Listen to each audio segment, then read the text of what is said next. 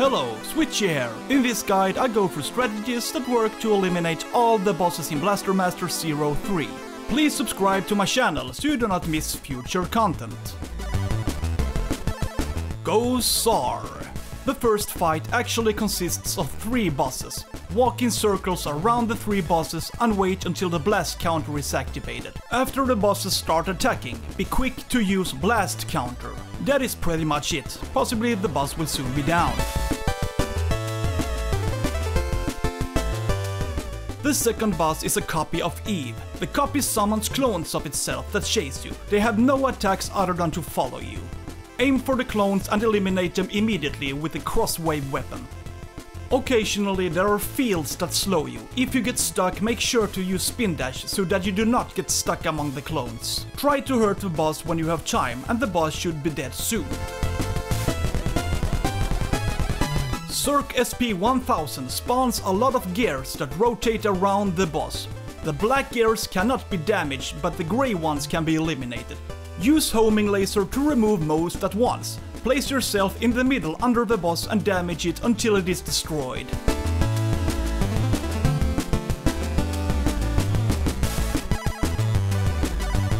You will meet this boss a second time a little later, but it is exactly the same tactics that apply, so nothing new.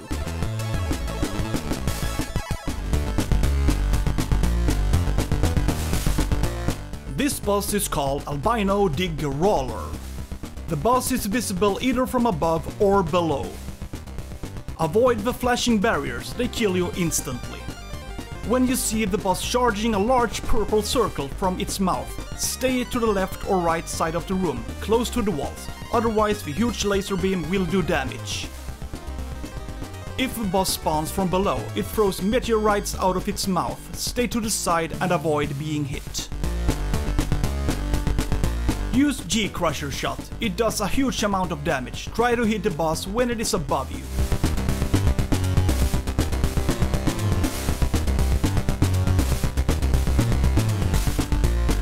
The Terrible Reverser is a fight in 2 phases, and the boss has 3 mechanics that are worth knowing, except that the boss usually jumps around the room. In the first phase, the boss spits out yellow puddles that cause you to lose speed if you stand in them. The second attack is a stream of blue balls. Use spin dash so you stand at a safe distance. The last attack is quite difficult to avoid. The crab-like boss makes a spin attack with his claw that can be contrasted with a rushing attack. As soon as you get injured, make sure to use rushing attack so that you avoid losing life and the boss gets hurt. Otherwise, it's mostly about keeping your distance, avoiding the yellow pools and sprinting away from the blue balls. Use crosswave and rushing attack.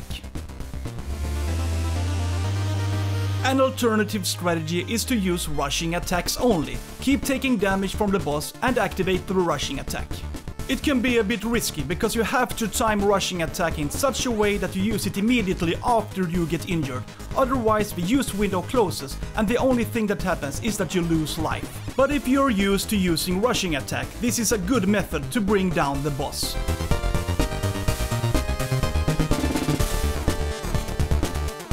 In the second phase, you drive around in your tank and the boss moves up and down from ceiling to floor.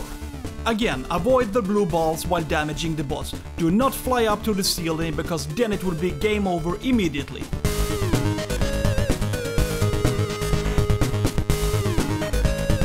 Spark Salamander. 1 lizard on the left and 1 on the right. The fight is extremely simple if you use rushing attack. Select one of the 2 salamanders and use rushing attack repeatedly.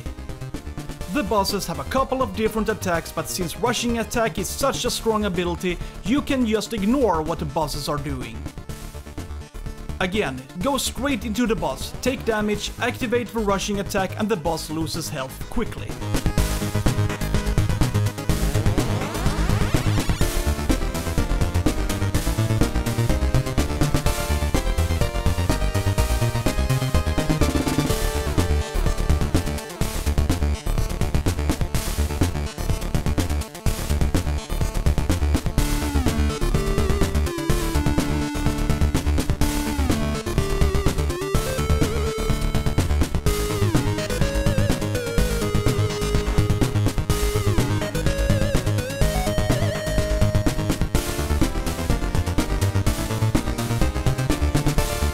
boss will return at a later time, just use the same strategy again.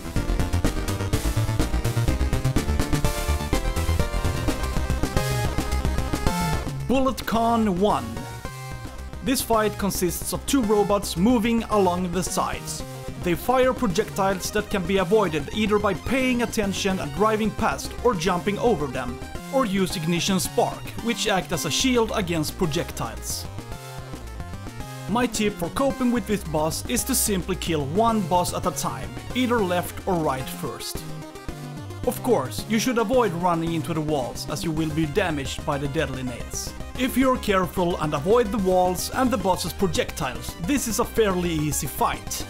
This boss will return at a later time, just use the same strategy again. Adminator Z-21.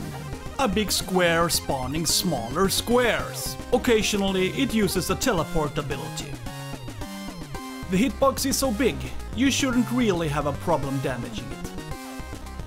Watch out for the green light on the floor, this is where the ads will spawn. Use anti-SF ammo and the boss is down in no time. You meet this boss twice, just use the same strategy again.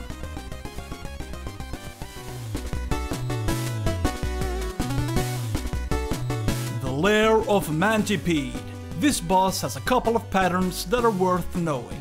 The first attack consists of 3 movements. First, it moves horizontally from above, then horizontally from below, and finally diagonally. When the boss makes his diagonal movement, make sure you have sprinted down and are placed in the middle of the room. This is the best way to avoid damage. Then the boss spins in circles around the room. Avoid standing along the walls. The boss shoots out a large electric ball. You can avoid the big ball by using IX Shredder. The boss stops for a moment and shoots out small electric balls. Avoid these by using IX Shredder again. Use Crosswave and burn down the Mantipede. In phase 2 you're out in space. Use Aqua Shift to move faster in weightlessness. The Mantipede moves up and down all the time, no surprises. Avoid the fireballs and meteorites. You meet this boss twice, just use the same strategy again. The Lair of Hock Ropper. This boss consists of 3 stones with flowers on them. In one of the stones there is an eye. You should hit this eye to damage the boss. The boss has a couple of mechanics that you should watch out for. It spits out purple mucus that hurts you if you stand in it. The boss jumps up in the air and lands either on the width or length. You spin dash to avoid. To hurt the boss, you can use rushing attack or crosswave, for example.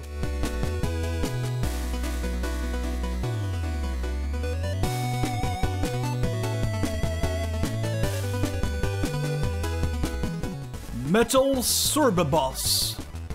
This fight consists of 2 phases. In the first phase you use your tank and have the boss to your right. It is possible to eliminate the 2 heads that are around the boss, but you can ignore them completely. Bounce up and down and damage the center boss with anti-SF ammo. The boss spawns fireballs and big blue balls. Use Aqua Shift to avoid injury.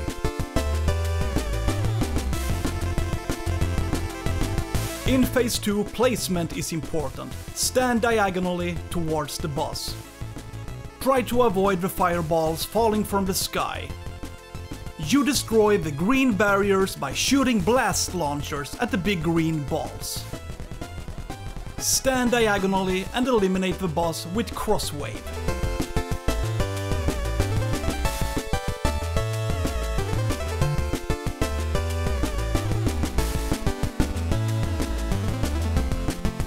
Kahn Forbidden. The next boss stays at ceiling height throughout the fight.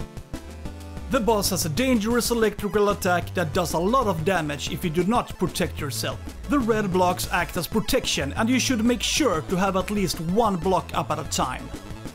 Place yourself under one of the blocks. Be sure to smash 2 of the 3 blocks because the boss's other weapon is a huge ball that moves faster depending on how many blocks are up at a time.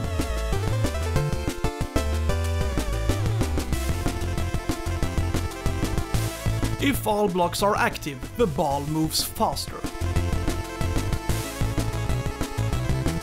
The boss is fairly easy to eliminate if you use anti-SF ammo. Place yourself somewhere on the ground and burn down the boss quickly. If you have tips, advice or a completely different strategy, please comment below. If you want strategies on the game's last bosses, check out my second video.